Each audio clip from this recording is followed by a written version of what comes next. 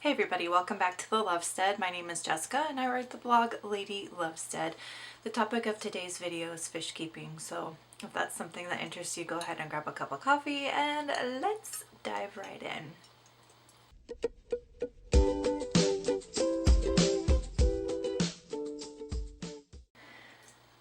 I started fish keeping, like most fish keepers I know, when I was a kid. My first fish ever were a pair of baby guppies that one of my classmates brought to school with them because their tank was overrun with guppies, as guppies are wont to do, and he was giving them away. So I had two baby guppies that I kept in a bowl on my bed, or not on my bed, but on my nightstand next to my bed. And I loved those guppies.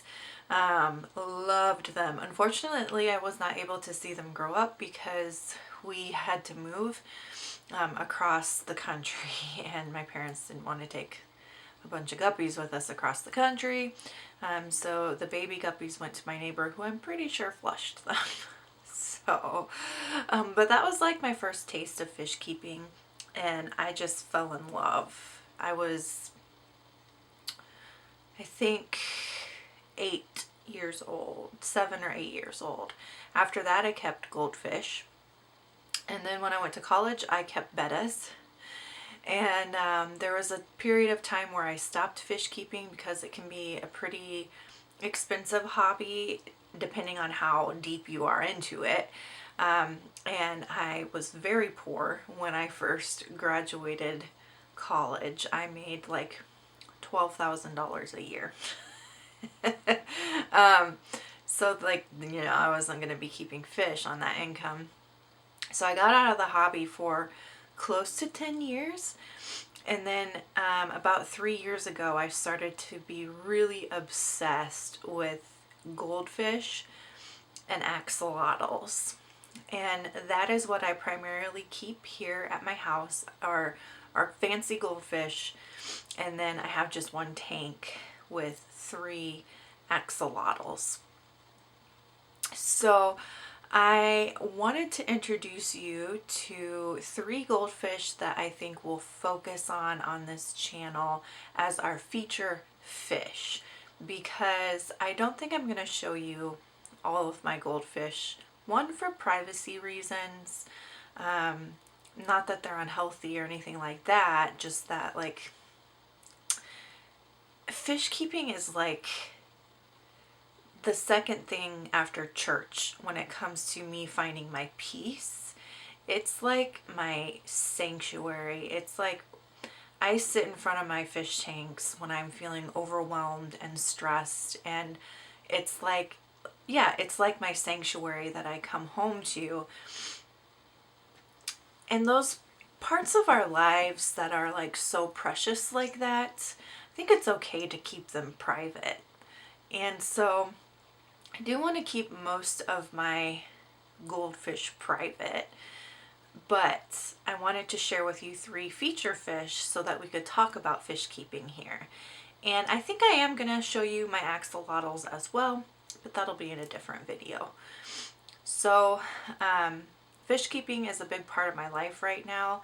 It started in 2016 as a way to cope with sort of the beginning of the upheaval in the US with Donald Trump's election. Whether you like him or not, you have to admit it really started some tough times here in the US when it comes to heated political conversations and divisiveness and that kind of thing. That really stressed me out. And so to cope, anytime I started to feel anxious, I just would look up videos on YouTube about goldfish. I would read articles about it. I would look up fish for sale. And so it really triggered this coping mechanism for me where, you know, when I do start feeling overwhelmed, that's where I go, and it helps calm me so much.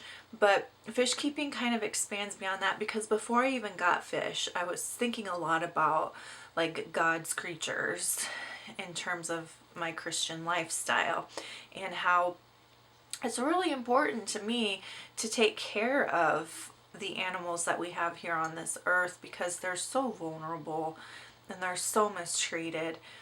And so any little bit that I can do to help tend to God's creatures is really important to me. So with goldfish, I mainly rescue. The majority of the fish that I have right now are rescued. The feature fish, which we'll talk about their history, there's a different story behind them. But fish keeping really plays into that nurturer in me. I've talked about how I came out of the womb a nurturer.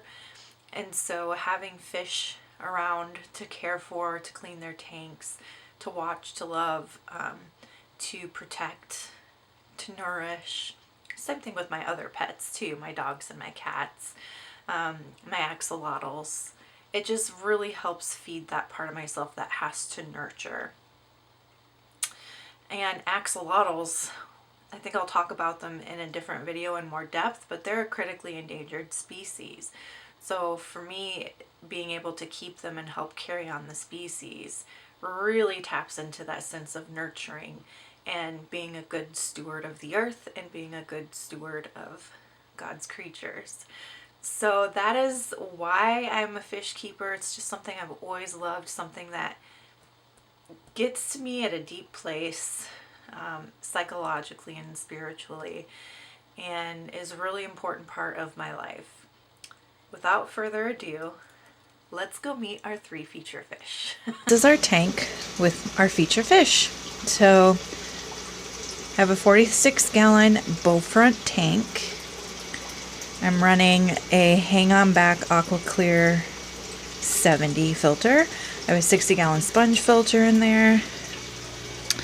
I have an air stone. And I have some pots in there that had plants that died. Some driftwood with Anubias nana planted. Anubias nana in that pot there. The Ryukin here, the orange one, is a Ryukin. Her name is Wanda.